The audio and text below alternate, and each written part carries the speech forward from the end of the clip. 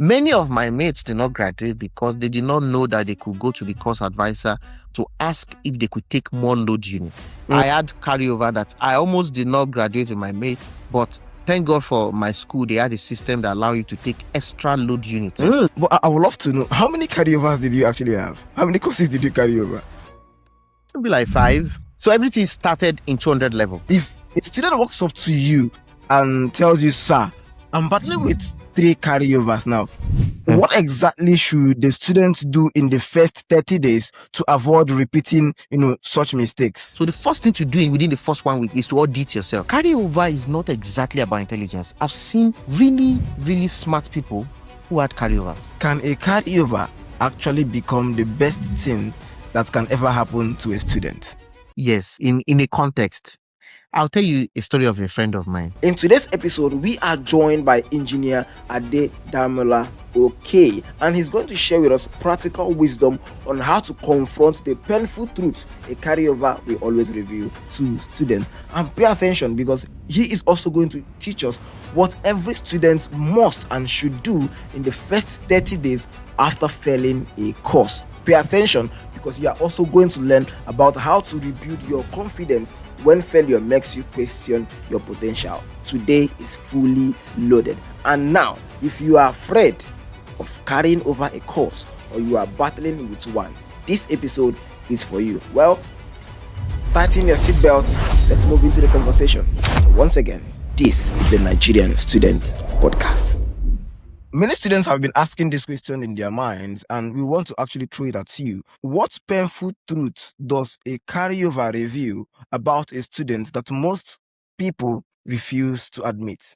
Okay, once again, thank you for having me. When you asked me this question, when you told me I'm going to speak on this series, I was like, how did you know that I had carryover too?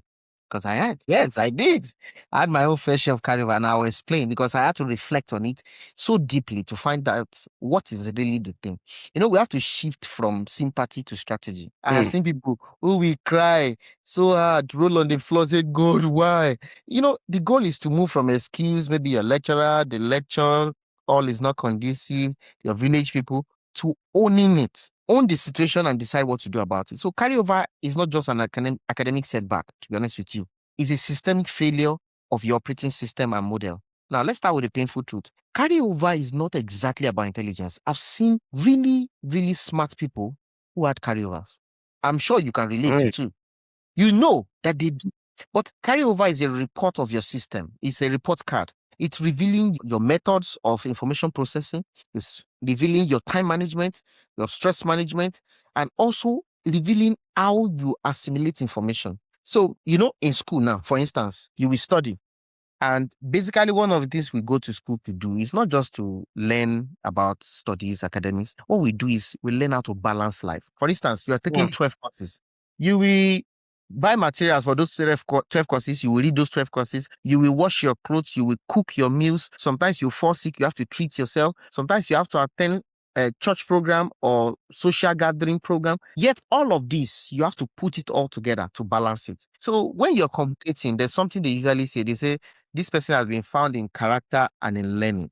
So the question you asked me is that, what is the thing about carryover? Like, what is the painful truth about it? The painful truth is that your method did not work. Your system of learning did not work. Don't be in a hurry to blame village people. What is carryover? For those who don't know carryover, it's if you score 39 or 100 or less than 39, it's even sweeter, or let me not say sweeter, it's okay to score 10 over 100 than to score 39 or 38. Right? Those marginal score. I was looking at something a few days ago, and I saw a lady, a young man who graduated at 4.47. Let me not digress, because there's a lot to say. I wanted to tell you that 30 minutes will not be enough, but you have told me to comport myself. So I'm going to make sure that I hit the nail head on. So painful truth about carryover is that there's a lack of balance in what it is you do.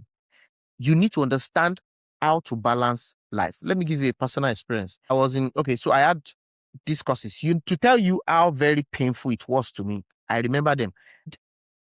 MTS 204. I have MTS 310. I have ME 204. I have ME 306. That's mechanical engineering 306. Then I have material MME 311. These courses were like my area of strength. So what am I trying to tell you in essence? But I carried them over because I had marginal scores, because I was intellectually arrogant. I believe I just need to know the basics. I don't need to go extra length. I just need to do just enough so that I can just pass. So one of the things that I want to take out of this session, of this particular introduction, is that when one has a carryover, it's not exactly a test of your intelligence or something. It just shows that your method did not work. The method of assimilation, of remembrance did not work. Your stress management did not work. So many times, a lot of things come up to affect a student when they are trying to study. That's another side. We will come to it because I'm a man of faith, so I will not even dispute that fact. There are days that people will read, they will come to exam and say, I can't remember what I read. Thank God you have passed through this system. You Sure. understand how it works. Exactly. There Yeah. are days where you answer questions out of context. I'll still come to that. So I think if you strike a balance with life, with your studies, you will be able to avoid carryover. And now that it has happened, it's not a time to beat yourself up. It is time to dust yourself and do a review. Maybe by the time we go into this session, I'll actually shed more light on what we can do. Because I'm saying that I had carryover that I almost did not graduate with my mates, but thank God for my school, they had a system that allow you to take extra load units by 400 and 500 level and 400 level. You can take extra load units so that you can clear all the backlog. Some units are not so flexible with their system and their structure. So if you have one carryover, it will affect how you will graduate. So please, let's proceed. So please, I wanted to get something. You mentioned, I was hearing carryover that you I never knew that you had a carryover, to be honest. But I would love to know, how many carryovers did you actually have? How many courses did you carry over? Maybe like 5. So everything started in 200 level. And let me tell you why. So in 200, 100 level, we're just feeling like my first CGPA was 4.02. So I felt like, if I can just maintain this one, I'm okay. So I didn't know that, okay, my first GPA, not CGPA now, that's 100 level first semester, 4.02. I'm on top of the world. And you know, the truth is that many times, many students don't even understand how to calculate these things. So by the time they get into life, they just like secondary school. Some of them have not really understood it. They just think it's just to pass and just move on. So when I got to 100 level second semester, let me whisper this. I joined a drama group. We go for rehearsal every time. You know, I'm not disputing church activity because many of my church fellowship presidents graduated with first class. So it's not about that. It's about the word balance. You see, water, as beautiful as water is, as sweet and beautiful as water is, and harmless, if you drink it too much, it will injure you. Whatever you do in excess, especially as a student, if you sleep too much, it will worry you. If you stay awake too much, it will worry you. If you play around too much, it will worry you. If you don't play, it will worry you. So everything about life is all about balance. And that's what we learn in school. School teaches us to balance life. My brother Max, you will not get, it will not get less busy for you. As you progress in life, you'll be getting busier and busier and busier. That is life. How do you balance life and surviving and everything? So I had like five carryovers. And one of them is my very strong area of strength. Engineering drawing. I used to teach my classmates those courses. If some of them can stumble on this podcast, they will relate with it. I used to teach them. But guess what? I carried it. Why? Because I believed in my intellectual prowess so much that when I entered the hall, I just balanced where I was thinking, okay, I'll do this. I spent more time analyzing. By the time I said, let me start, it was too late. Those who that they did not know what to do, they just started doing what they could do. There's a bit of overconfidence. It's not applicable in all cases when people have carry. Sometimes they just trust in their ability too much. I'll go to this the spiritual aspect now. Lean not on your own understanding. So many times we lean on our understanding. Oh, I've crammed that book. I know what to do. So yes, I had carryover. So when you asked me that I'm coming to talk about carryover, I was like, wait, did this guy do research on me to find out that I had anything? But God helped me. In fact, God had to give me a particular kind of wisdom to know how to balance it. Many of my mates did not graduate because they did not know that they could go to the course advisor to ask if they could take more load units. Right. So many things. You know, knowledge is just powerful. That's what thing I called about light. I hope I'm not digressing too much from this conversation. No, you're on point. You're on point. So knowledge is powerful. You see, no matter how much you know your house, if they should take light now, you will scamper. even if it's at night. You will still try. Exactly. So what knowledge, what education does is to bring light. That light is what allows you to navigate life. Many times, especially this younger generation now, uh, they have a lot of problems. They put energy into the wrong things. I was talking to a young man I always see around in church. I asked him, I say, young man, I've been seeing you around a lot. And me, I will not allow you to call God a liar because you refuse to pick up your life. What are you doing? He gave me story, He said, sir, I'm going to leave it. I had too many carryover. I won't continue. I said, okay, so how old are you? And I say it's 32. So if you want to add another, let's say 4 years to your age now, you'll be what? You'll be 36. Do you know what 36-year-old are doing out there in the world? So pick yourself up. The summary of the first question you asked is balance. Many times we don't strike a balance in how we share our attention. And that's exactly why we find ourselves having reference courses. But it's not the end of your life. You can pick yourself up and still do well in life. More. Chide gave me 5 carryovers. God, I beg.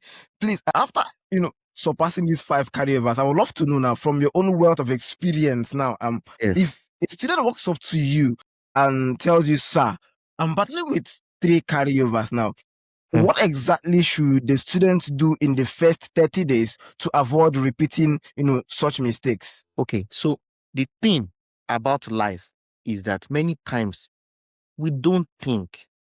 We just blame external factors too much. We don't do like self-audit. Let me tell you what I did.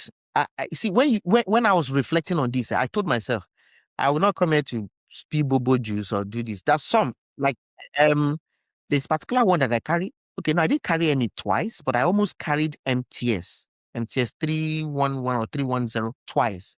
It was in 300 level. I went for NY what do you call it, IT in 400 level. When I came back in 500 level, I know that if I don't pass it now, I'll have extra year. So I went extra. And the starting thing I did is that when I saw it, the first thing I did, my first carryover was MTS 204, mathematical induction. That's what they call it. It was too abstract for me. I used to think I don't like mathematics. But later when I sat down, I found out I was too distracted. I didn't focus. I was overconfident. So the first thing to do within the first 1 week is to audit yourself. If it's possible for you to visit your course advisor to ask them, can I see the script? Can I see which area I need to improve? Don't go there and ask them that I want to see what I passed. They gave me F. No. Don't go that route. If you go that route, some lecturers are vindictive, right? We understand this is Nigeria. So many people are angry. But if you go for what I want to know what to do differently. Did I miss a test? Was there a particular class work that they gave us that I did not do? If you go from that perspective, that's what I did. That's what I did. When I failed ME, mechanical engineering, and I had to go to meet my lecturer, I asked him, I said, sir, what did I do wrong? And I got the assembly, said, you did the work well, but your drawing was dirty. I used to be, you see, I told you I was going to put on fan. I used to be very sweaty. So by the time I was finished drawing, my drawing book was dirty. And that had his own mark already. Plus other, your pencil line was supposed to be 1. It was having double because I was panicked. So what did I miss a test? Did I do this thing right? Was there a content gap? Did I really know what I need to know? Or did I have execution gap? I had execution gap because I started an assembly very late when most people started with that. And by the end of the assembly was carrying like 60 marks out of 100. I left to do it later. I did not finish it, meaning I will not get a full mark. Other small things that I thought I could do. So sometimes we have execution problems. So I asked myself that question. Did I run out of time? Did I misunderstand the question? Did they ask me to do something? I did something else. Because, okay, there's this thing they say I've seen it on Twitter when they say, oh, you came out of exam hall, your friends were discussing question number 10, that the answer was 2. One, it says 2.5, but you got 2,000. There are instances where you thought you understood the question and you are out of context. You understand what it is. Can I identify what is exactly missing? Did I lack the right material? Did I miss hidden hints from class? Let me give you an instance about this hidden hints. There was a day, one man, they call him Professor Lufayo. He came to the exam hall. He told us, he said, I'm going to set exam and I'm going to bring it out from this textbook. I'm going to consider chapter 1, chapter 8, chapter 9, chapter 14. He said it, but because of trust issues, when I was saying, don't mind him, he will go and deceive us. I read the entire chapters that did not concern me. I spent my energy on chapters that were not relevant. Guess what? When the exam came out, exactly those chapters he mentioned was what he did. Many other persons who I believe I was stronger than academically just focused on what he said and they passed. I struggled. Why?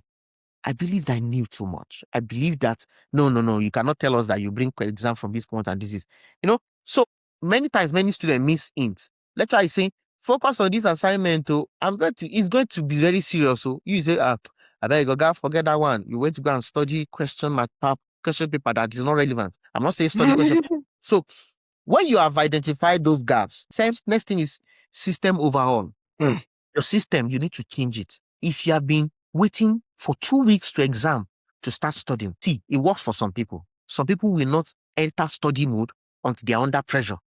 If that method you have done it and did not work, please change it. Do what we call repetitive learning. Something stick when you repeat it over time. Let me give you, when I started struggling with remembering stuff, I had to pick a method. The method is called copying method. So what did I do? I used to transfer my notes from note to note to note to note. By the time I transferred the first time, by the time second time, by the time third time, I discovered that many of it are stick in my head. Tell you that many of the things that I studied in the university, many people say, I've forgotten. I remember quite a number of them because why? I had to use photographic memory to store them because I was struggling. So, and I did not develop it until I had carryover because for secondary school, you can score 39, you still go to the next class. They say, you did not do well. Make sure you try. But university, if you don't pass that course, you must pass it. So map out this new semester they're about to enter. Find out. I carry the second semester course, meaning by the time I'm going to do it next, the second semester, there's a trap there. You may say, it's still far. And you'll be surprised that you will wake up 1 week to the exam and say, Jesus, what have I done with time? So you need to map out in your head, right? So many times, a lot of people, when I'm talking about the first week, now you have reviewed what did you do wrong. The second week, you're trying to overhaul your system. Many times we used to see carryover as something shameful. Yes, it's shameful. I will not lie to you. Because when I carried MEE, that MEE 206 is something you carry drawing board. Nobody will borrow you drawing board. So I was quite popular in the JCCF. I was doing drama. I was always in the front. People see me. But then I got carryover. So I would carry my drawing board and I was living off campus in my armpits and go into the exam hall. ETF, those other young ones who are looking at me will be saying, brother, you carried this. I say, yes, so I carried it. I carried it on my head. Initially, it was a shameful thing, so I was hiding it. But I discovered that I was losing in class. I had to make friends with those in that class to tell them, I carried this course. Please, when they start the lecture, please tell me so that I can start coming. Because I'll be doing two levels. I mean, 300 level, I have 200 level carryover. So I found out that what I did was I have to make sure that I change it to my core priority. I know that I have to pass it. And I have to pass it well. So don't treat it as something shameful. Believe that you can use 1 week to tell yourself it's not shameful. It has happened. I will move on from it. I will move away from it. Sometimes we can be stubborn and say, no, I will not, I'm not going to agree. Find a way. The third thing you're supposed to do, which is maybe the third week or the fourth week, is find accountability anchoring. Many times on your own, you cannot do some things. Maybe because of your upbringing or because you lack some. I hope our time is not too spent because I know I'm talking. Please continue. Okay. So, out of the system overall, ask yourself, what time do I learn the best? How best do I learn? What are the methods I use in remembering? Let me tell you one of the methods that I even use remembering. Do you know I used to do, I'm going to call it out of body now, but it's not out of body. What I used to do is that when I'm in an exam hall and I'm struggling with a particular course, I know I've seen that particular question. I've seen it in my notes before. I will close my eyes. I will trek back to my house. I will open my book and I will read that page in my head. And I'll come back and I'll write it. It took training. I won't lie to you. So many times, many of us need to develop, how do I learn? How do I assimilate? How do I put things in my head? Because if you don't learn these things, if you don't learn how you assimilate, you will find out you'll be struggling. Now, accountability occurring. Identify one person who has aced that course. Don't just take notes. Ask about their logic. Now, what I mean by logic is, when they ask you a question, what is the first thing that comes to your head? Do you start thinking of parameters? Do you start thinking of formula? I remember the particular course I did. I think it's mathematical induction. We have a lot of formulas. The lecturer printed the formula. He said, you will waste your time cramming the formula and you will waste time. I'll go to give you the formula. You bring it into the exam. Don't bring any other thing. So on the question, they wrote the formula we're supposed to use by the side. That alone saves you a lot of stress of cramming something. But now, When you see a question, what is the logic behind it? How do you interpret the question? How do you process the information so fast? Many times, many people enter panic mode. For example, there are some courses. I did engineering. I did agricultural and environmental engineering. There's some complex fluid equation you will see. You'll be confused. You will not know. They'll say this equation is to solve pressure in a closed vacuum pipe. Determine the diagonal something something or diaphragm of what the pipe should be. You know it, but you don't know where to start from. That is where you Mm, get somebody who can tell you when you see question like this. God help me. God gave me a wonderful roommate. His name is BC Kelvin. BC Kelvin is from Warri. You know, Warri people can be very funny. They speak pidgin. mm-hmm. So when he's They know they explaining carry to me, last. exactly. He will use comical words to explain a complex situation to me. You may say, you flush now. As you flush, the water turn like this, turn like this, turn like this. As they go like that, that's what they call turbulent flow. Then if you flush, the water just come out, that's laminar flow. It will stick in my head. So I discovered that, okay, I need to change my assimilation method. I need to change how I listen, how I learn. So that is one of the ways that I do it. So I already mentioned three things. Number one, do an audit. Find out where the problem starts from. Number two, do a system overhaul. Change your system. If that system you started with was not working, change it. The number three is found accountability anchoring. You study alone, you read alone, you work alone. You are not supporting Liverpool. You're always working alone. You find out that because of that, you interpret questions out of context. Please, this is not the year to work alone. Work with somebody. Talk to somebody. Ask somebody, what is the logic behind answering this question? Past questions are there. When I started having issues with some of the courses, I told you, having 5 carryovers is not small. And 3 of my siblings enters university almost at the same time. My elder sister was in 300 level. I was in 200 level. My younger brother was in 100 level. From a parent of teachers. And I know if I have carryover, I should just drop out and go and start doing bricklayer work because there's no funds to continue the process. Are you still here? I'm with you. Okay. So that's one thing. So I already mentioned do a system overhaul, find accountability anchoring. These systems are bound to work all the time. I can assure you. Wow. I just got three very, very strategic moves. Audit yourself, make sure you have a system overhaul, and find an accountability partner. But there is one thing about carryovers that it tends to make people think or believe that they are no longer intelligent or smart again for many students. Now, from your own experience, how can a student who had a carryover now believes that school is not for me, I'm not intelligent again? How can they rebuild, their confidence? Okay, so to any student watching this, I wish we had learned that early that when we go to school, it's not about the studies alone. It's a compendium, a cocktail of a lot of things. So when we get ourselves fixated on this is what it must be, and we miss out the real point. I see having excellent grade by the grace of God. Sir Maxwell, you are a first class student, are you not? By Exactly. the grace of God. Exactly, by the grace of God. So there are doors that will open for you. But guess what? Many times we fail to realize that you did not do well academic wise because you did not understand your system, or the system does not make you less intelligent. It just means you do not know how to navigate that. I'll give you an instance. I used to have a friend. I'm going to send the link of this to him so that I can see it. When we were in school, this guy struggles. He struggled a lot. He's always having marginal scores, either 40 or 42. He's struggling, maybe 50 something.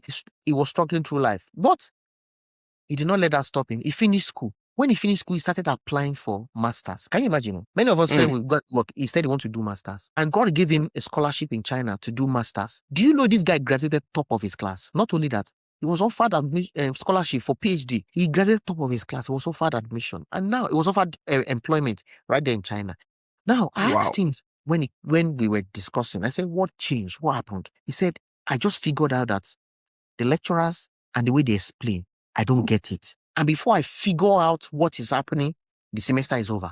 So when he went to China, one of the things they did is that they did a particular, what they call specialized learning system. So when he was struggling in his class as a master student, his lecturer called him and said, I've noticed you're struggling. What is the problem? He said, I find it very difficult to quickly understand some questions in exam contest. Guess what they did? They told him that he can go home with the exam. So he writes his exam from there. Exactly. Yeah. He goes back home to write his exam. The man said, the lecturer said, We want to be sure you understand the application. It doesn't matter if you got 2.5 or 3.5 or 2 sine theta.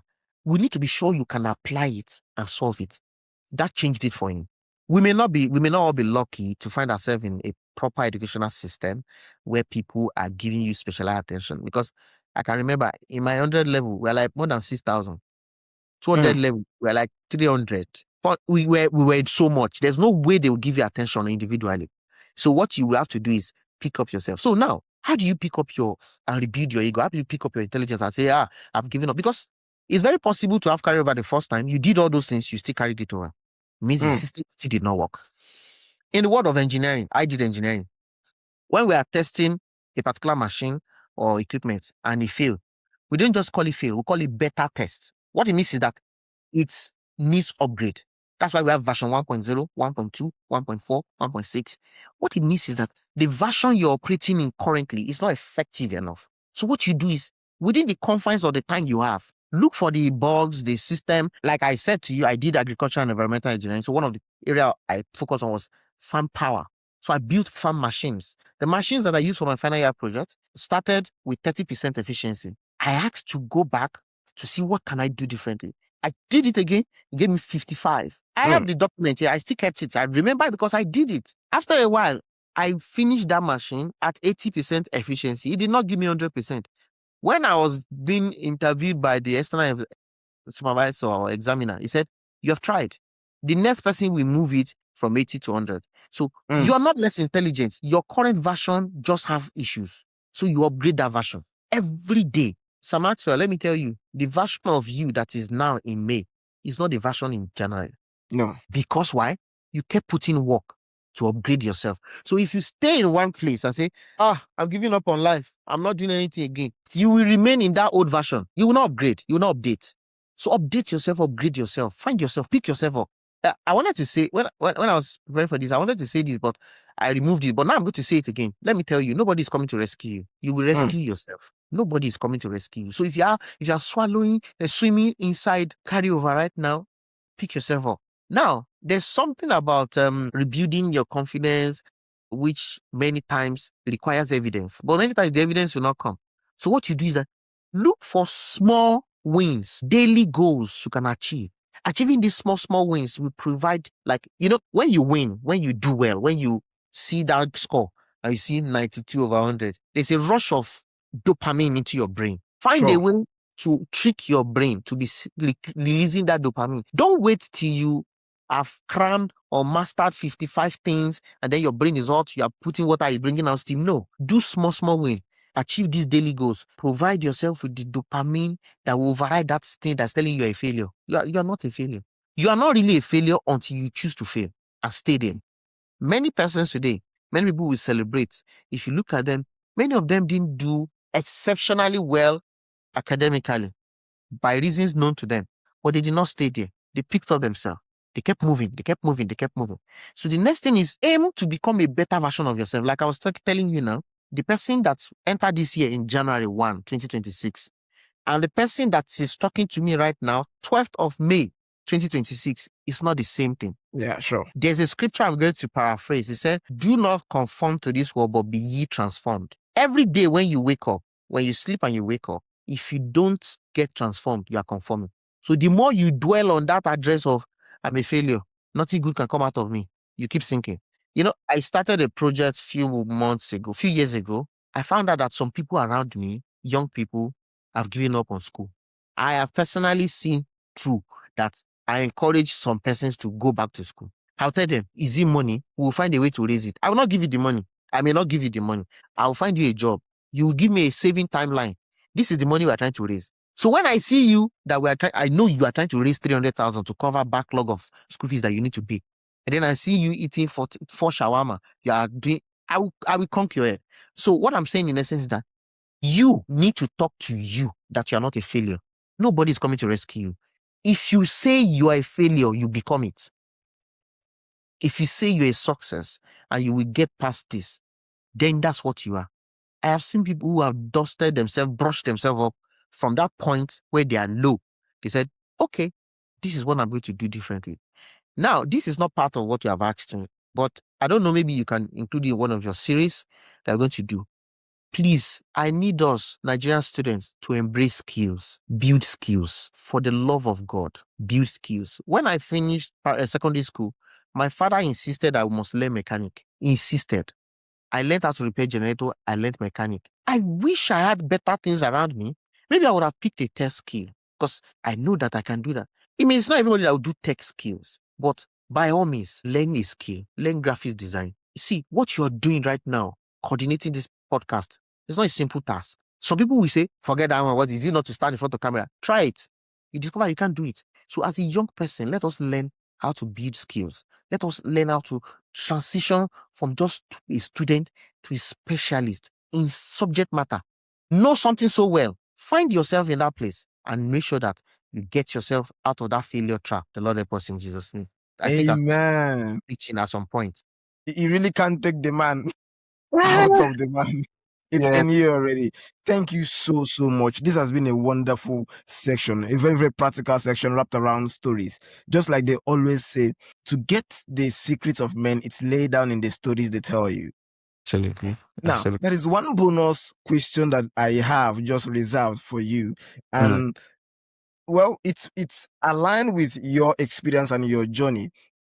And I'd love to know, can a carryover actually become the best thing that can ever happen to a student? Yes, in a context. I'll tell you a story of a friend of mine. So, how do I say this now? He didn't give me the permission to share the story, but I'll just code it so that I don't reveal his identity. So this young man had a carryover from 200 level and he kept struggling at it. At that point, he discovered that I will finish this school, but this school, this carryover, this course I'm doing now will not be the end of myself. I'm going to work on myself so much. Then there's this organization they call NIIT. I think they do training of computer programming and everything. So what this guy did is that because he already had carryover, he was no longer in our level. Matric number is, okay, I entered the school in 2008, is 8, but he was doing courses with people that entered in 2011. You see that's a gap. But he kept pushing. He kept pushing. Now, what he was doing was building skills. That carryover pushed him to know that he needs to look within. You know, many times, many of us don't look within while we're in the confines of school. When we now finish school, you see a graduate telling you, I'm looking for a job. It's the truth. When you ask them, what can you do? They say one word that is very annoying, anything. If I am an employer of labor and you come to me and you say, I can do anything, I will not employ you because why? You have not found yourself. You have not found your niche. Yes, there are times where you start an assignment and you have quite a number of things you're doing. You can do this, you can do that. But I'm saying carryover has helped a lot of people shackle. Let me tell you my own story too. I'm telling quite a lot of stories, I know, because this is practical for me. And I've seen a lot of people get drowned in this field of I have carryover because of that. I cannot do so well in life. No, it's not true. It depends on how you do with it. Normally, they used to say something about lemonade. I don't want to use that story. We don't drink lemonade in Nigeria. But I'm saying there's a way something will be thrown at you, and that will be the end of you. There's something will be thrown at you. You shake it off, step on it, and climb higher. Now, when I found myself that, okay, I left school 2012. 2012 to now is how many years now? 26 minus 12. It's above 10 years, 15 years.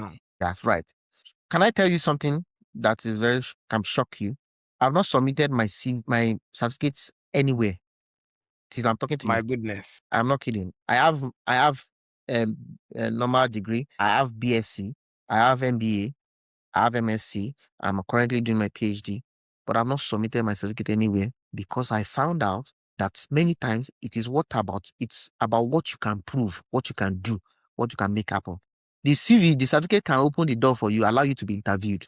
Okay, let me correct that. Yes, I submitted my CV twice, my certificates twice. The first one was when I wanted to be converted to a staff in the office. The second one was when I wanted to photocopy the CV and the certificate so that I can keep copy. I kid you not.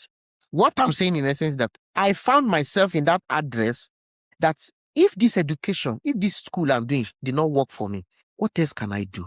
I want to tell you, if I did not have that period of carryover, I may not have reflected on it. I promise you. I reflected on it that period. I searched myself. I told myself, I'm not a dullard. I think so. I think I can pick up myself. So what can I do? How can I pick up myself? That's when I started reflecting. One of the things carryover does for you, it allows you to reflect. You will do by force SWOT analysis, strength, weakness, Sure. opportunity, threats. That is the period you find yourself. Like they used to say, somebody who does not have a mother to help you take care of your back, you're not going to carry wound at your back. You know that I can't fall back on education because it's like I've messed up. So what can I look into? This is not the time to look into fraud. I was discussing with a friend yesterday, he's a developer, and he's telling me that problems to solve is shocking him that he doesn't even know how people are walking around and they cannot see problem to solve. That he has a lot of problem he wants to solve. He's so busy around the clock. And I know people that say, I'm just bored. I don't have anything to do. Sir Maxwell, I want to ask you, when was the last time you got bored? Please tell me the truth. Tell the whole world the Hmm. truth. Hmm. There are too Hmm. many things to I do. can't even remember because I have a lot of things to do. Exactly. And this is not cliche. So what I'm saying is that yes, there are times where carryover can be the best blessings that you receive. Why? Because it allows you to know on time that your method did not work. Your method of coping with stress did not work. Your method of time management did not work. Your method of resource allocation did not work. Your method of keeping quality friends who can pull you out and get you to play did not work. So you go and do overall. You go and revisit your system. And you rejig Sure. the system. Many of us, when we enter 100 level, we want to do low ranger. I don't want to be talking to everybody. And we get problem for that. But by the time we have carryover, you know that you need to follow up with people. You need to service relationship. You need to keep following up with some people to make sure they remind you when they're doing tests, when they're doing exam. Then you understand that some of the greatest blessings that you can ever get is to have a carryover. And that carryover will propel you to do better and do something different that will push your life forward. Amen. My goodness, this has been a full masterclass on carryover breaking 101. Thank you so much. And I believe any student that actually pays attention to every advice you gave will never see a carryover. And if the person had a carryover, we actually pull him or herself out of that situation. Once again, thank you. So, comrades, you've heard it all today. Carryover is not the end of your world. Now, if you are currently battling with one, please know this: your story is not over yet. A carryover is just a setback, not a sentence. It does not define your intelligence, it does not define your future, it does not define your potential. But as much as it depends on you, do everything within your power to avoid it. Learn from the experience that we've shared today, adjust your strategy, and keep moving forward. At the Nigerian Student Podcast, we believe that every challenge can become a turning point, and sometimes your greatest academic struggle can become the foundation of your greatest success. This is not motivation, I've seen it work in my life. Now, if you have any personal experience, a question, or a story you would like our guests to address, please drop a comment below, or if you want it much more personal, use our anonymous link provided below. Thank you so much for joining us for today's conversation. We'd love to see you next Monday for another inspiring and transformative episode. That is if you've subscribed. Now, Happy New Year, and remember this: your current situation is not your final destination. Have a wonderful week.